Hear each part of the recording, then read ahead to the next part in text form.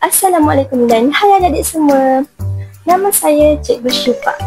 Jadi, pada hari ini Cikgu nak kongsikan satu cerita yang menarik tau. Nak tahu tak apa tajuk dia?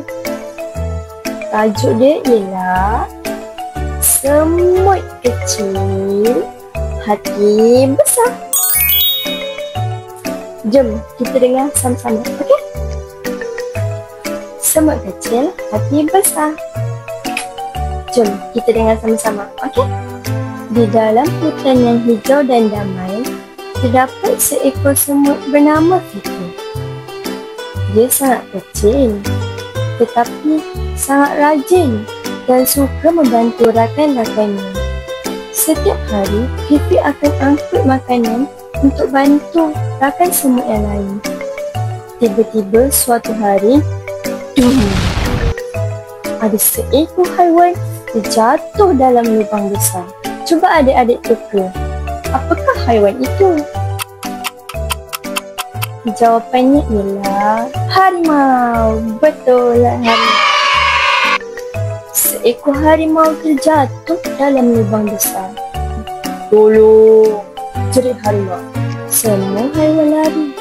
Tak tahu tak siapa je yang datang. Hanya Fifi seorang je yang datang menghampiri. Si semut Fifi pun berkata, "Saya akan tolong." Gajah ketawa. Ho, ho, ho, ho. Kau tu semut kecil je. Mana boleh nak tolong harimau? Tetapi Fifi tidak peduli dan terus pergi cari bantuan.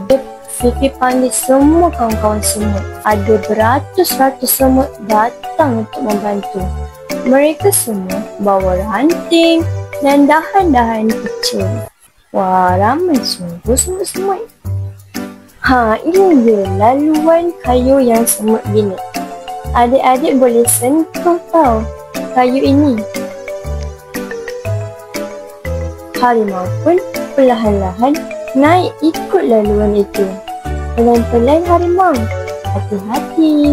Akhirnya harimau pun selamat.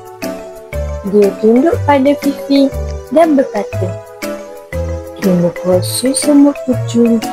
Kau sangat berani dan bijak." Haiwan lain pun turut bersorak. Yeay!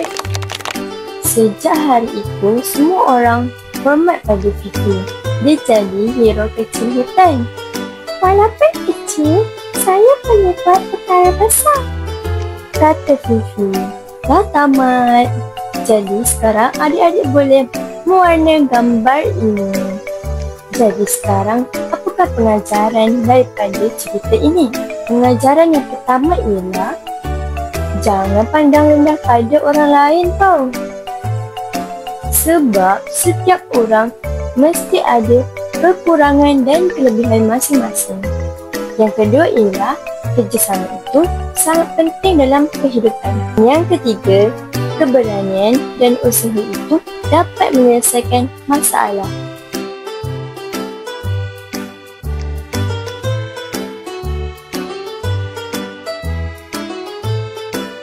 Itu sahaja cerita cikgu pada hari ini.